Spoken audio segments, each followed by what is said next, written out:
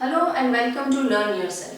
Today we are going to study about change of state of matter. ये topic है CBSE standard 9 से from the chapter number 1. पहले हमने discuss किया कि 3 स्टेट होते हैं मैटर के, सॉलिड, लिक्विड और गैस. और आज हम बात करेंगे कि ये तीनों स्टेट एक दूसरे में कन्वर्ट भी हो सकते हैं. So there are 2 ways to change that. Matter can change its state by 2 ways. एक by changing temperature. हम यहाँ पे सिर्फ टेम्परेचर बढ़ाने की बात नहीं कर रहे, टेम्परेचर चेंज करने की बात कर रहे हैं. तो या तो टेम्परेचर बढ़ा भी सकते हैं या तो टेम्परेचर कम भी कर सकते हैं. That is the meaning of changing of temperature. By changing pressure, the same way हम प्रेशर बढ़ा भी सकते हैं या प्रेशर कम भी कर सकते हैं. दोनों एप्लीकेशन से हम मैटर का स्टेट चेंज कर सकते हैं. हम पहले देखते हैं with the effect of temperature हम क्या कर सकते हैं. तो ये कन्वर्जन हमें पता है. हम एक एग्जांपल लेते हैं आइस का. Ice will convert into water and water will convert into vapour. तो ये कैसे होगा? सॉलिड लिक्विड में कन्वर्ट कैसे होगा? जब हम हीट देते हैं, जब हम टेम्परेचर बढ़ाते हैं, मतलब हम टेम्परेचर में चेंज कर रहे हैं. तो जब हम हीट देते हैं तब आइस का वाटर में कन्वर्जन होगा. फिर बाद में फिर से हम जब हीट देते हैं, दैट मींस अगेन हम टेम्परेचर बढ़ाते हैं, फिर से हम टेम्परेचर चेंज करते हैं, तो लिक्विड का गैस में कन्वर्जन होगा. रिवर्स भी पॉसिबल है, लेकिन कब? जब हम टेम्परेचर गिराए, जब हम टेम्परेचर ले लेता है और या तो हम इसको कूलिंग इफेक्ट दे. तो जब गैस कूल होगा तो वो लिक्विड होगा, वेपर वो कूल होगी तो वो वाटर होगी. नाउ लिक्विड कब सॉलिड में कन्वर्ट होगा? जब हम उसको कूलिंग इफेक्ट देंगे या जब हम उसको कूल करेंगे.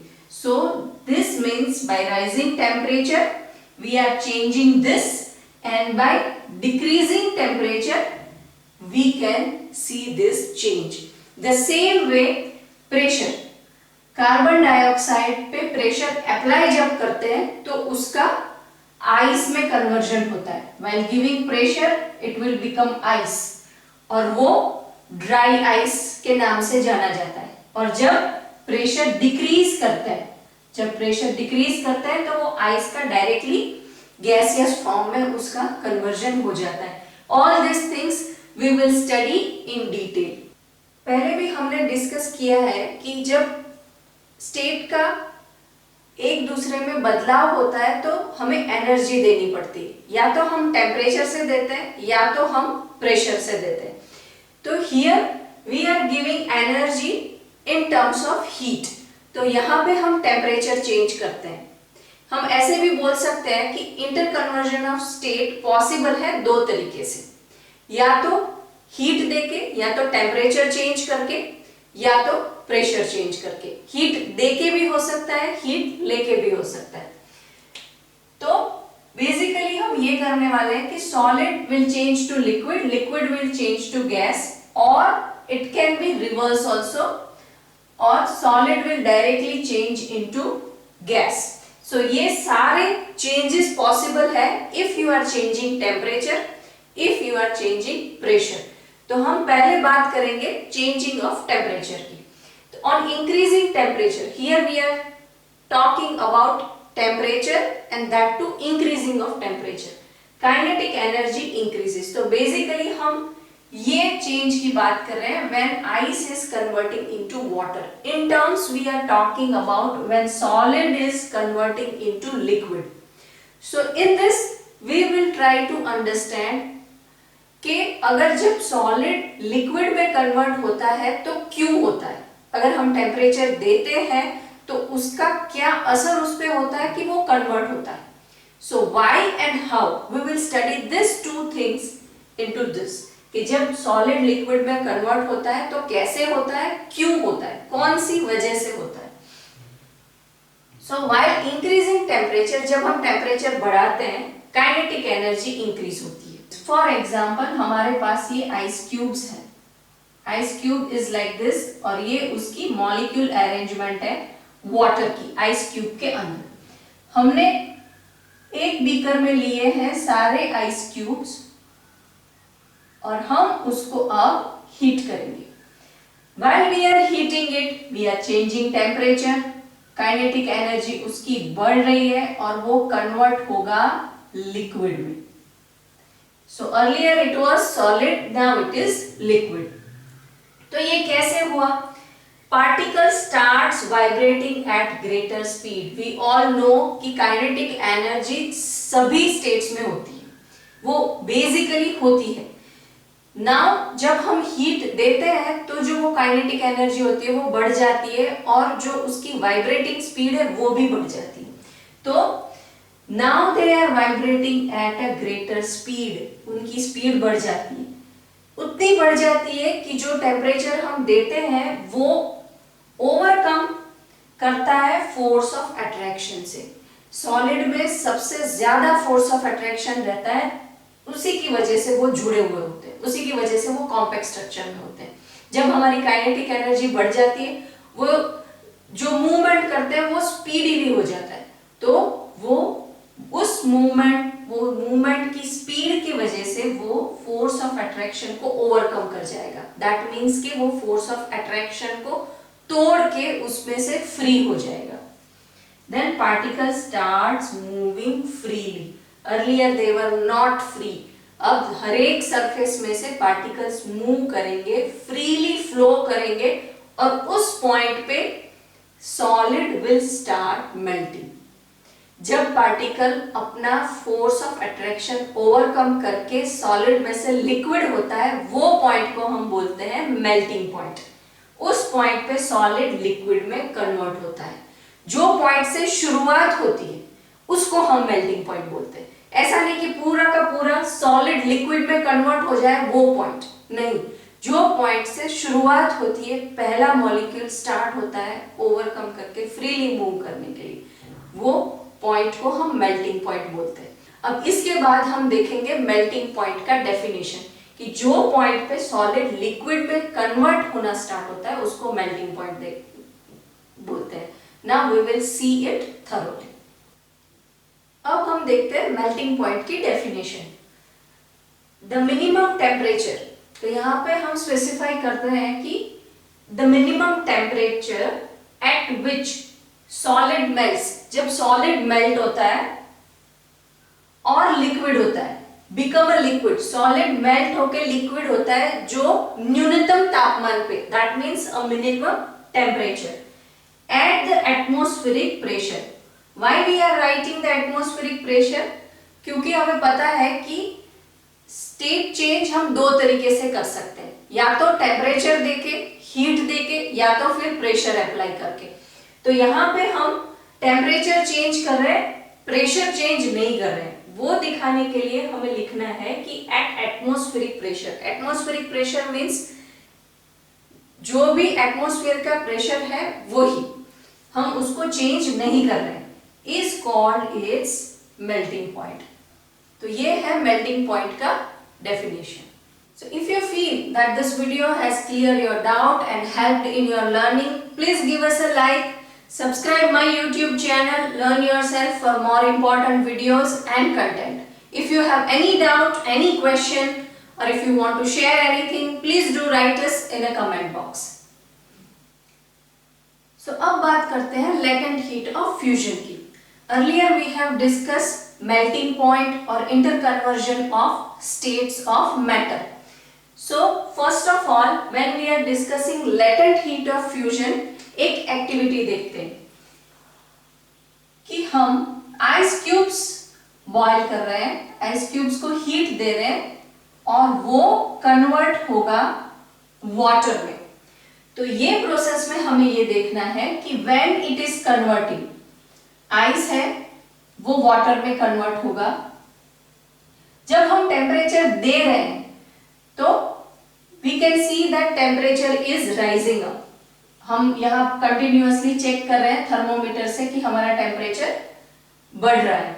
फिर बाद में जब मेल्टिंग पॉइंट अचीव होगा, आइस जब मेल्ट करना स्टार्ट करेगा वो पॉइंट पे, यहां तक हमारा टेम्परेचर इंक्रीज हो रहा है, लेकिन जब मेल्टिंग पॉइंट आ जाएगा उसके बाद पूरा का पूरा आइस जब तक मेल्ट ना हो जाए हमारा टेम्परेचर कांस्टेंट ही रहेगा, even though we are giving energy, even though we are rising a temperature.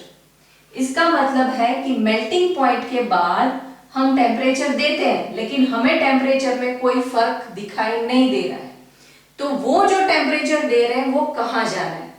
तो वो जो टेम्परेचर दे रहे हैं और वो दिखाई नहीं दे रहा है, वो हीट को, वो एनर्जी को हम बोलेंगे लेटेंट हीट ऑफ फ्यूजन। तो हम पहले से देखते हैं कि व्हेन आइस इज मेल्टिंग, जब आइस मेल्ट करना स्टार्ट करता है तब की बात है। As this heat energy is absorbed by ice, so इस कॉन्सेप्ट में जब भी हम एनर्जी की बात कर रहे हैं आपको याद रखना है कि हम हीट की बात कर रहे हैं। जो भी हम टेम्परेचर दे रहे हैं, जो भी हम हीट दे रहे हैं उसको हम एनर्जी बोलते हैं। As this heat energy is absorbed by ice, जब वो एब्सॉर्ब करेगा तभी तो वो वाटर में कन्वर्ट होगा, without showing rise in temperature, क्योंकि जो भी एनर्जी हम दे रहे हैं वो आइस एब्सॉर्ब कर रहा है। क्यों एब्सॉर्ब कर रहा है? किस में एब्सॉर्ब कर रहा है? हमने अगले वीडियो में देखा कि जब हम टेम्परेचर दे रहे हैं तो क्या होगा, सॉलिड के पार्टिकल ज्यादा तेजी से मूव करने लगेंगे और ज्यादा वाइब्रेट होने लगेंगे और it will overcome the force of attraction. तो ये सारी एनर्जी जो हम दे रहे हैं वो कहाँ जा रही है? वो काइनेटिक एनर्जी में कन्वर्ट हो रही है और वो ज्यादा जल्दी से वाइब्रेट होंगे और दे विल बिकम फ्री, और वो फ्री हो जाएंगे और लिक्विड होंगे। ये स्टेज पे हमें टेम्परेचर का चेंज नहीं दिखाई देगा, even though we are supplying temperature. क्यों? क्योंकि ये सारी जो टेम्परेचर है वो किस में कन्वर्ट हो रही है? काइनेटिक एनर्जी में। वो आइस एब्सॉर्ब कर रहा है और उसके पार्टिकल वो यूज करके फ्री हो रहे हैं। क्यों फ्री हो रहे हैं? क्योंकि ये सॉलिड है, वाटर होगा तो मॉलिक्यूल्स फ्री होंगे। सॉलिड में से लिक्विड में जब जाते हैं तो मॉलिक्यूल्स फ्री होते हैं। So it is considered that it gets hidden into the contents of beaker. ये बोल रहे हैं कि जो चेंज दिखाई देना चाहिए टेम्परेचर में वो नहीं दिखाई दे रहा। क्यों? क्योंकि वो हिडन है। वो हिडन है बीकर के कंटेंट के अंदर। बीकर के कंटेंट क्या है? आइस क्यूब्स है जो कि वाटर में कन्वर्ट हो रहा है, तो उसमें हिडन है, तो हमें वो चेंज नहीं दिखाई दे रहा है। ये है हमारी latent heat of fusion. Now we will discuss about the definition. ये डेफिनेशन इन जनरल है, हम आइस और वाटर के बारे में नहीं बात कर रहे हैं, हम इन जनरल सॉलिड को लिक्विड में कन्वर्ट करने की बात कर रहे हैं। तो the amount of heat energy that is required to change 1 kg of solid into liquid at atmospheric pressure। कभी भी जब हम चेंजिंग ऑफ स्टेट की बात कर रहे हैं तब ये मेंशन करना बहुत जरूरी है कि ये टेम्परेचर की वजह से हो रहा है या प्रेशर की वजह से हो रहा है। अगर टेम्परेचर की वजह से हो रहा है आपको दिखाना है कि ये एट कांस्टेंट एटमॉस्फेरिक प्रेशर पे हो रहा है, एट एटमॉस्फेरिक प्रेशर पे हो रहा है, ताकि पता चले कि you are not changing pressure, you are only changing temperature. तो 1 kg of solid into liquid at atmospheric pressure at its melting point is known as latent heat of fusion। That means कि once we are achieving melting point, एक बार melting point achieve करने के बाद जो heat देते हैं वो heat अगर 1 kg सॉलिड को लिक्विड में कन्वर्ट करती है तो उतनी अमाउंट की heat latent heat of fusion मानी जाती है। एक तो ये मेल्टिंग पॉइंट के बाद से हम काउंट करना स्टार्ट करते हैं और मेल्टिंग पॉइंट के बाद 1 kg सॉलिड के लिए जो हीट देते हैं लिक्विड में कन्वर्ट करने के लिए उसको हम बोलते हैं लेटेंट हीट ऑफ फ्यूजन। तो आपको इसमें 2 पॉइंट याद रखने हैं कि एक तो हीट हम कब से काउंट करना स्टार्ट करते हैं? Once we are achieving melting point, तब तक की हीट हम काउंट नहीं करते। तो ये वो हीट है जो कि मेल्टिंग पॉइंट के बाद से काउंट करते हैं, और melting point once we are achieving after that 1 kg solid को हम लिक्विड में कन्वर्ट करते हैं, उतनी हीट को लेटेंट हीट ऑफ फ्यूजन मानते हैं। Now we will see some of the important point from latent heat of fusion.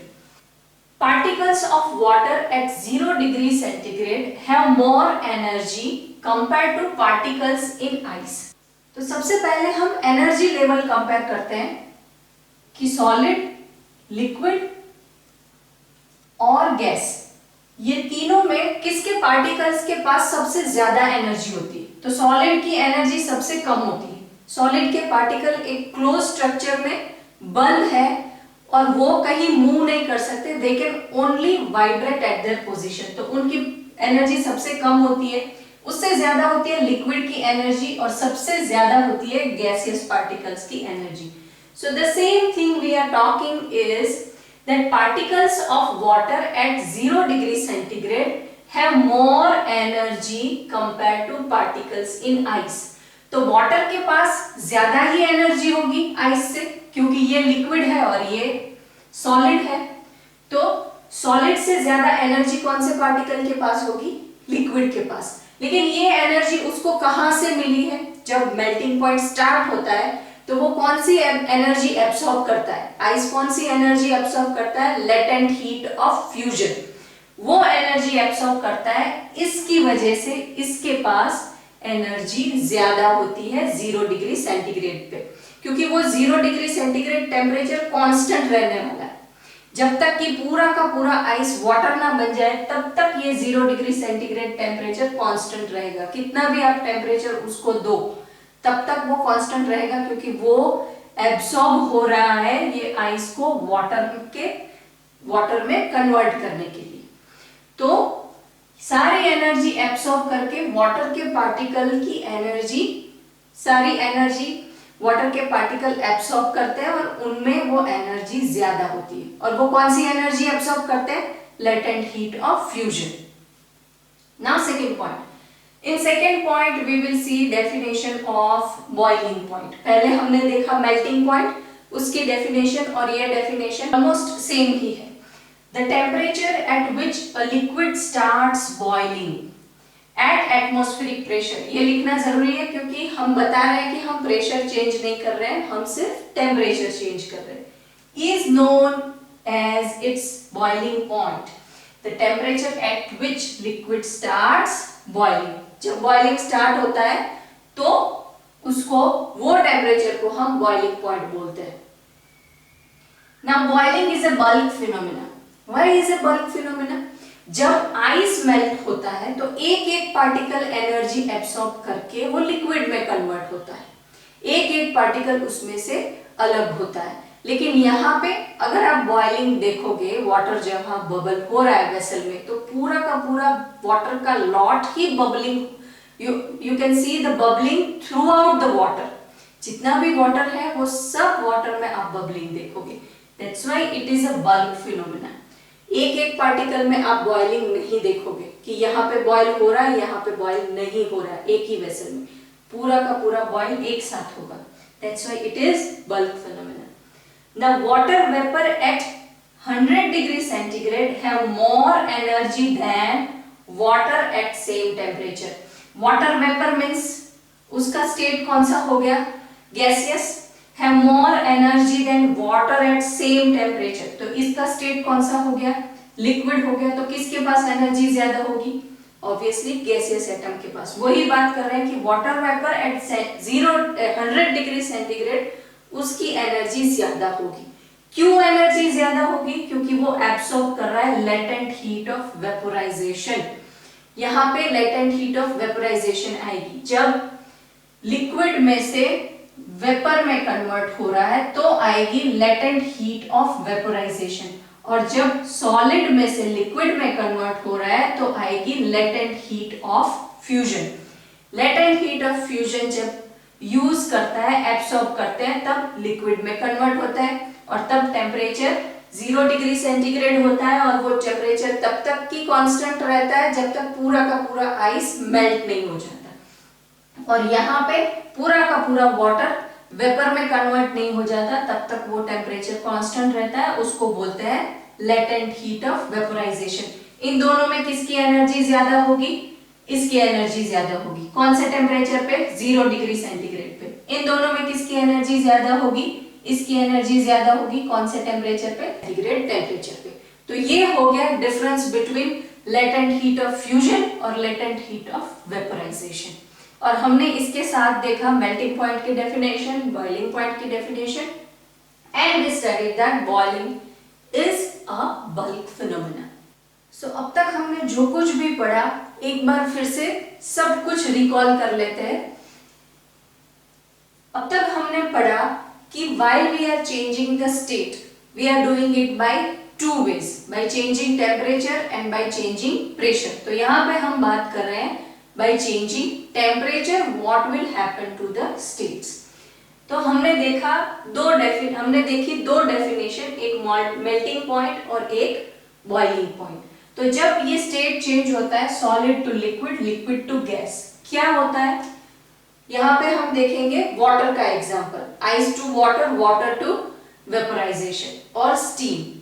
तो जब सॉलिड लिक्विड में कन्वर्ट होता है, हम उसको एनर्जी देते हैं, हीट देते हैं, तो वो स्टार्ट होता है मेल्टिंग। तो जो मिनिमम टेम्परेचर पे मेल्टिंग स्टार्ट होता है उसको हम बोलते हैं मेल्टिंग पॉइंट, और जो मिनिमम टेम्परेचर पे बॉइलिंग स्टार्ट होता है उसको बोलते हैं हम बॉइलिंग पॉइंट।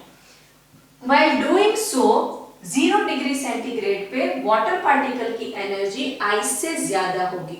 क्यों? क्योंकि हम जब टेम्परेचर देना शुरू करते हैं तो आइस स्टार्ट होता है वाटर में कन्वर्ट करने, तो उस टाइम पे वो टेम्परेचर वहां पे कांस्टेंट हो जाता है। तो ये हो गया लेटेंट हीट ऑफ फ्यूजन। तो ये एनर्जी एब्सॉर्ब करके वाटर पार्टिकल फ्री होते हैं and they will becoming water. तो 0 डिग्री सेंटीग्रेड पे वाटर पार्टिकल की एनर्जी आइस से ज्यादा होगी। क्यों? क्योंकि वो एब्सॉर्ब करते हैं हीट एनर्जी, और वो हीट एनर्जी को बोलते हैं लेटेंट हीट ऑफ फ्यूजन। फिर बाद में आता है लिक्विड टू गैस का कन्वर्जन।